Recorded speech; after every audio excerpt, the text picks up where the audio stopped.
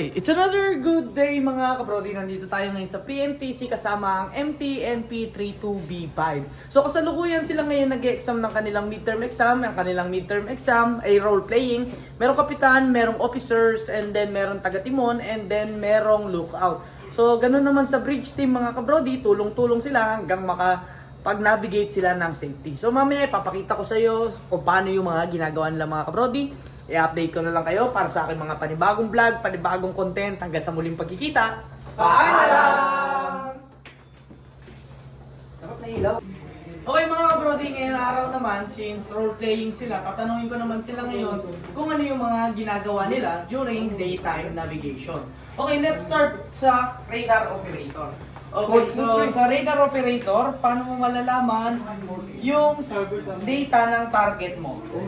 Okay. Paano malaman yung data ng target? Okay, so then i-click mo lang. And then lalabas dito yung target data nung target. So merong range, true bearing, CPA, TCPA, CSE, STCW, bow crossing range, and bow crossing time. So i-click mo lang yung target and then makukuha mo na yung target data. Tama?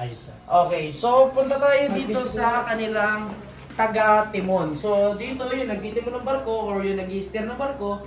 So, paano mo malalaman pagka ang barko ay naka-follow up or naka-hand steering? Pag naka-hand steering siya, ito po sir. Pag hindi siya naka-auto, pag naka-follow up siya, ibig sabihin po naka-manual steering po tayo. Okay, so pagka naka-follow up, ibig sabihin naka-manual steering, and then pag naka-auto is naka-auto. Autopilot. Okay, so ngayon, bakit sa coastal navigation, bakit ginagamit natin ang follow-up or manual steering? Sa coastal navigation sir, kailangan natin mag-manual kasi hindi po natin alam kung kailangan din po natin bantayan sir yung mga kasabay natin mga barko sa dagat sir. Pati mas madali natin makakontrol sir yung radar natin sir in case na may mga biglaang maneuvering na kailangan sir. Okay, so ibig sabihin tama no? So sa follow-up kasi mas mabilis yung response compare sa autopilot. So during coastal navigation, talagang ginagamit natin yung manual steering para kung sakaling may biglaang mga event na hindi natin inaasahan, mabilis tayo makakaliko. Okay, so very good. And then proceed tayo dito sa kanilang ECDIS operator.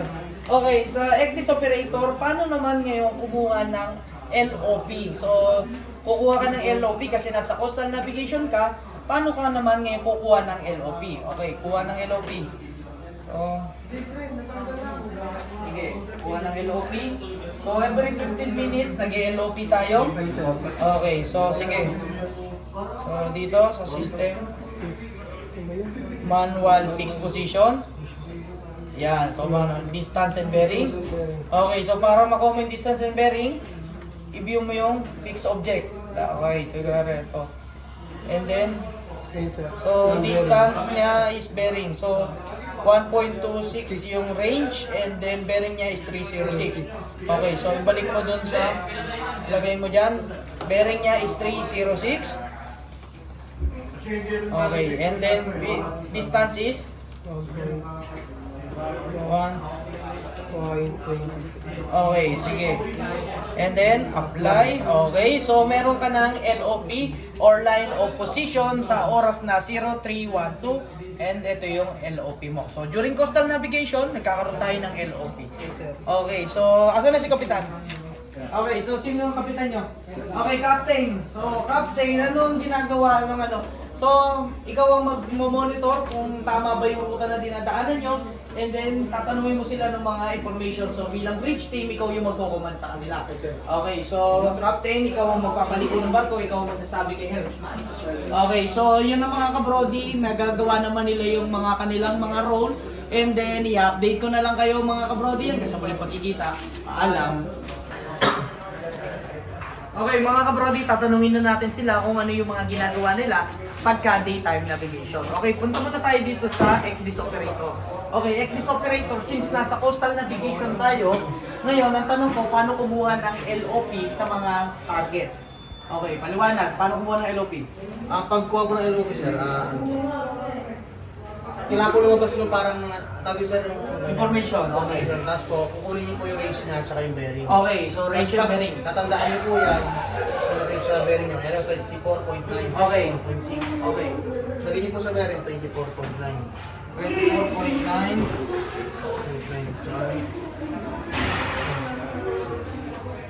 24. 0.9. Gagano sir. Enter mo. Enter mo. Mga 5.6. Okay. 5.6.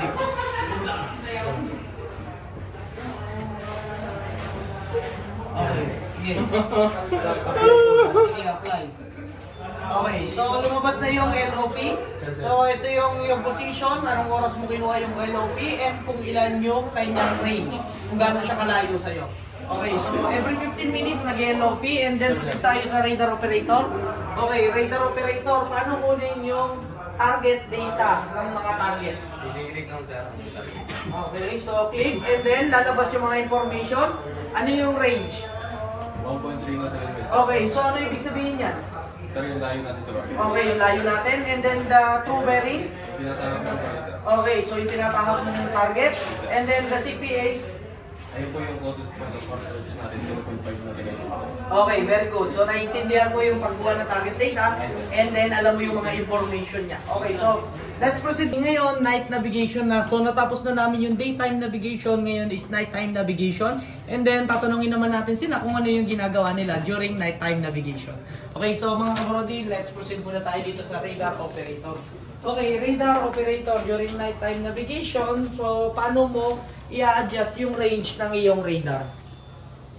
Dito sir, Okay, so pagka 6 nautical mile, and then mas lalang. mas lalaki yung sakop ng radar. So pag pinaliit mo, ano mangyayari? Talayo sir, Okay, sige, palitin mo. So pag pinaliit mo, ano nangyari? mas lumawak. Mas lumawak, mas lumiit, Sumawak sir. mas lumapit. Ay sir, Tama? So pag pinalaki mo yung range, mas lalawak yung sakop niya ng coverage. So pag pinaliit mo, is liliit naman yung coverage, but mas lilinaw yung mga target. yung tayo. So parang zoom in mo siya and then zoom out mo. So ina-adjust yung range during nighttime navigation para mas mabilis natin ma-determine yung mga target natin. Okay, so during navigation, okay. Helmsman. Okay, so helmsman. Paano naman pag night navigation, buksan yung mga navigational lights? Dito sir, sa instrument sir. Okay. Ay, ay. Signals. Okay. Tapos ito sir, nakabukas. Okay, so paano malalaman pag nakabukas? Ito sir. Okay, so may ilaw. Ayun lang, sir. Okay, paano malalaman ngayon kung nagpa-function lahat ng navigational lights? Okay, so click mo yun, test. Try mo yan. Okay. So ibig sabihin, umiilaw siya lahat, nagpa-function lahat yung iyong navigational lights. Okay, so during night watch, binubuksan natin yung mass headlight natin, yung mga lights natin, nang sa ganun, mabilis tayong ma-determine ng mga kaharap natin na barko or yung mga malalapit na barko sa atin, and then malaman agad nila yung intention ng barko natin sa ilaw pala. Okay, so during night navigation, may ilaw. Okay, so next is, asa na si ECDIS operator? Okay, ECDIS operator. So ngayon, may LOP kayo. Okay, so ayun yung ginagawa natin pag nasa coastal navigation. Ngayon, yung mga kabrodi na gagawa nila ng tama yung pag-navigate ng barko during day, night, and restricted visibility, mamaya babalik naman tayo. I-update ko na lang kayo mga kabrodi sa muling pagkikita. Paalam! It's another good day mga kabrodi. So natapos na natin kanina silang tanongin during day navigation kung ano yung mga ginagawa. And this time naman, night navigation naman yung pag-uusapan natin mga kabrodi. So punta muna tayo dito sa operator ng radar. So during nighttime navigation, paano naman i-adjust yung range ng radar? Sir, dito sir. Okay, so adjust yung range. Pag pag minus, ano mangyayari? Ano sir, lalapit. Okay, lalapit. So pag pinlas, Lalayo sir. okay, lalayo yung sakop ng radar. Okay, very good. Okay, during night navigation, paano mo naman ngayon i-adjust yung view ng radar mo na pang night navigation? Okay, so Sir, dito, sir. Okay, so brilliance. And then papalitan mo ng night, day. Okay, so very good. Radar operator, so alam mag-adjust ng range and alam mag-adjust ng view ng radar. Okay, so very good. Night navigation, radar. And then proceed tayo dito sa ating helmsman. Okay, helmsman, paano bubuksan yung ating navigational lights or running lights natin? Ano sir? 70 sir, nakabukas na Okay. sir. Pero kung paano siya bukusan, sa nav age, ay sorry sir. Okay. Sa mga signals. Okay, so Tapos kung itetest natin Okay, so pag tinest mo, nakikita mo nagpa-function lahat ng navigational lights. Bakit kailangan natin buksan yung ating navigational lights during night time? Sir, para visible ka sa ibang barko kasi malay mo, tawag dito, hindi ka nila kita. Magka-collision na agad, sir. Okay, very good. No? Para mabilis kang ma-visible nung ibang barko. Okay, so ngayon naman, nakikita mo may masthead light forward ka. Bakit may second masthead light ka pa? Para saan yan? Malayo. Tuwing kailan ginagamit ang second masthead light? Pag ano, sir, pag malaki yung barko, Okay, tama. So, tama yun. So, Para pag mas may malaki yung barko meters mo, na ano, sir. pag ang barko mo is more than 100 meters in length, kailangan mo ng second masthead light. Okay, so, paano mo ngayon malalaman yung information ng barko mo? Gaano kalaki yung barko mo? sa ano, sir, forward ata, sir. Okay, nasan ang haba ng barko natin? Full length, sir. Okay, so is 199.2. So more than 100 meters. That's why kailangan natin ng second masthead light. Okay, very good. Okay, Next so, one.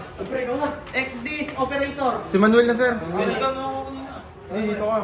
Okay, ECDIS operator. So ngayon, night watch na tayo. Ngayon, paano mo naman i-adjust yung view ng ECDIS mo na pang night watch? Okay, so very good. Nice one. So, na-adjust mo siya ng pang night watch and then nakita mo yung brightness niya medyo bumaba kasi in-adjust mo siya ng night watch. Since night watch na tayo, kailangan i-adjust mo rin yung mga equipment mo ng pang night watch para ngayon yung view mo hindi ka magkakaroon ng interference kasi hindi sobrang liwanag na to. So, madali mong ma-identify yung target during night watch, i-adjust mo rin yung equipment mo. Okay, very good. Marunong mag-adjust ng night watch. So, ang grade nyo is 100 points pa rin dahil nagawa nyo yung mga tasks na ginagawa natin. Night navigation. So, isa na lang, proceed na tayo ng restricted visibility and then matatapos na yung ating bitterness. Okay, so paano mga kabrodi, update ko kayo mamaya restricted visibility kung paano naman yung ginagawa. Hanggang sa muling pagkikita, paalam! It's another good day mga kabrodi. So natapos na natin yung daytime navigation, nighttime navigation, and this time naman ngayon, yung restricted visibility. Ano nga ba yung ginagawa ng bridge team during restricted visibility? So let's proceed muna tayo dito sa radar operator. Okay, so ngayon radar operator, umaga na ngayon. So during restricted visibility, paano mo muna adjustin yung radar mo na gagawin mong pang umaga? So, ginawa mong panggabi. Ngayon, paano mo siya adjustin na gagawin mo siyang pang-umaga naman? Kasi daytime navigation na tayo, but ang problema lang is restricted visibility naman tayo. Okay, so paano adjustin?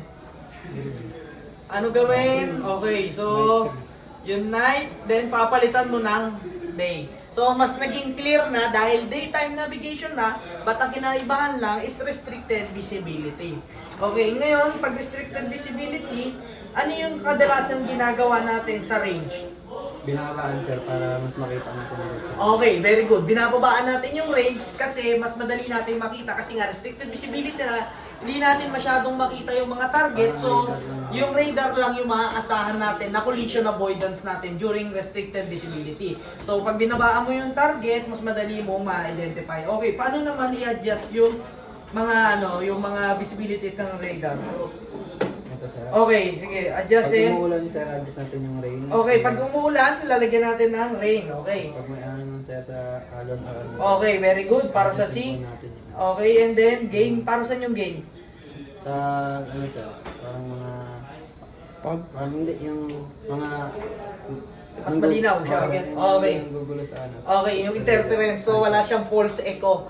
So, during night navigation and then restricted visibility, adjustin mo yung mga C clutter natin, yung mga clutter. So, gain, C, range, saka tune. So, para mas clear, makikita mo yung radar. Since radar nga lang yung naaasahan natin na collision avoidance during restricted visibility, kasi hindi naman natin masyadong masight yung mga target. So, mahalagang ma-ooperate natin ng tama yung radar. Okay, very good radar operator. Okay, so let's proceed naman dito kay Helmsman. Okay, so during restricted visibility, bakit mahalagang naka-autopilot, ay naka-manual steering tayo?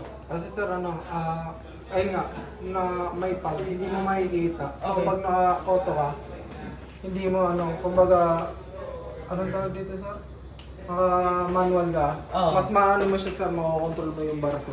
Pero pag naka-auto ka sir, mahirapan ka. Kumbaga, nakatiwala ka sa auto. So pag mayroong barkong dumaan sa inyo, baka mag-panic yung mga officer kasi naka-auto kayo. Okay, so very good. So, mas prepare natin gamitin yung manual during restricted visibility and then para mas mabilis tayong makapag-response kung sakaling may mga target na sumulpot na hindi natin ine-expect. So, very Yes, good. sir. So, okay. So, during restricted visibility, paano naman buksan yung ating navigational lights? So, kasi bakit binubuksan yan? Kahit umaga naman, pero restricted visibility, bakit binubuksan? Ayun nga sir, para ma-inform yung mga barko sa paligid mo or ma-inform mo sila na nandiyan kayo sa bus nyo para magkaalaman kasi para makita rin kayo kasi hindi kayo kita kasi ang mapagpo.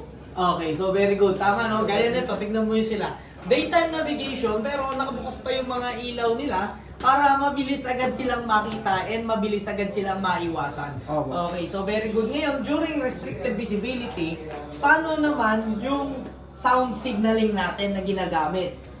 Okay, so during restricted visibility, anong sound signaling yung ginagamit natin para ma-inform yung mga ibang barko? Okay. So during restricted visibility, anong sound signal ang ginagamit? Sound signal. Ito sir, Okay. Sige, click. Okay. So, during restricted visibility, gumagamit tayo ng one long blast in every 2 minutes. And sa ganun, may inform din yung mga barko sa paligid natin na tayo ay nakaka-encounter ng restricted visibility through sound signaling naman. Ay, sir. Okay, so i-on lang natin yan and then every 2 minutes, magtutunog na yan. So, ganun Tama. yung ginagawa natin. Okay, very good, Helmsman. And then, proceed tayo kay ECDIS operator. Okay, ECDIS operator. So, bilang isang ECDIS operator naman, paano naman yung gagawin mo? Gaya niyan, out of track ka na, so dapat nagre-report ka kay Kapitan. Okay, so sino na si Kapitan? Okay, Kapitan. So, dapat, minomonitor mo rin yung kung tama ba yung ginagawa ni ECDIS operator. Okay, so ngayon, out of track ka and then unti-unti na lumiliko yung barko. Okay. So, saan naman natin ginagamit ang ECDIS? Bakit mahalaga ang ECDIS? sir, ito po yung para ma-simplify yung ginagamit natin dati na chart. Okay, very good. Ano po? Para ma-view natin na maayos yung mapa. Okay, so very good.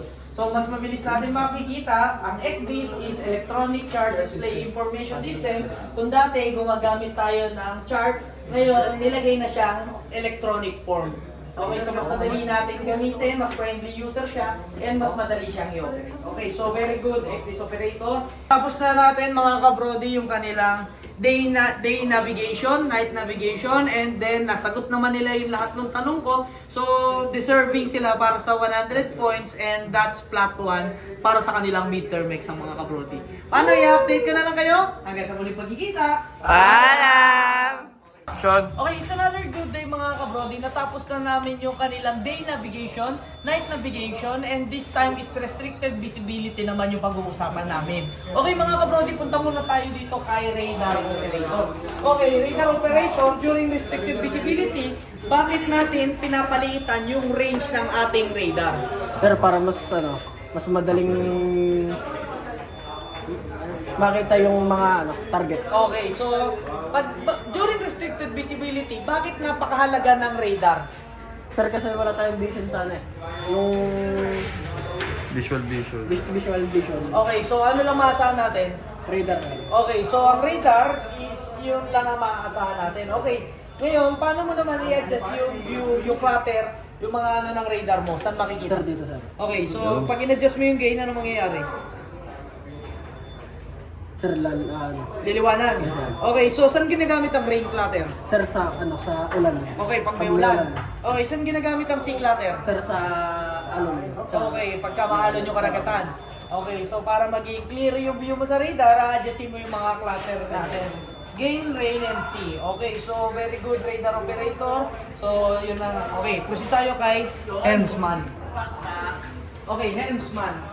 During daytime navigation, but restricted visibility, bakit naman natin kailangan buksan yung ating mga navigational lights? Para sa mga determine nila kung may ano ba, may ginagawa sa Okay, so madali ka ma-identify kasi although daytime, but restricted visibility, bubuksan mo pa rin yung iyong navigational lights para mabilis ka nilang makita and mabilis mo rin silang makikita. Okay, so during restricted visibility, ano yung sound signaling na ginagamit natin? Okay. Okay, saan makikita yun? Saan inoon yung one long plus? Tama, hindi ko Sige. Okay. Instruments. Hindi, signals. Okay, back mo ba? Signals. Lost target ka na. Ito sa Okay. So, click. Okay, so in restricted visibility, gumagamit tayo ng one long blast in every 2 minutes. Para ganon, mabilis tayong ma-identify ng mga barkong malapit sa atin through sound signaling pa lang. Alam na agad nila na, uy, may nagawa long blast dito, restricted visibility, maaaring hindi tayo na ano. So, iwasan na agad natin. Okay, so very good. And then, sa ECDIS naman is wala na akong itatanong since na-adjust na nila na day navigation yung kanilang ECDIS, mga kabrody. So, dito na magtatapos. So, nagawa naman nila yung lahat ng task. So, that's 100 points mga kabrody. So, expect flat 1. So, very good para sa kanilang lahat. Paano mga kabrody? Update ko na lang kayo para sa aking mga panibagong vlog. Hanggang sa muling pagkikita. Paalam!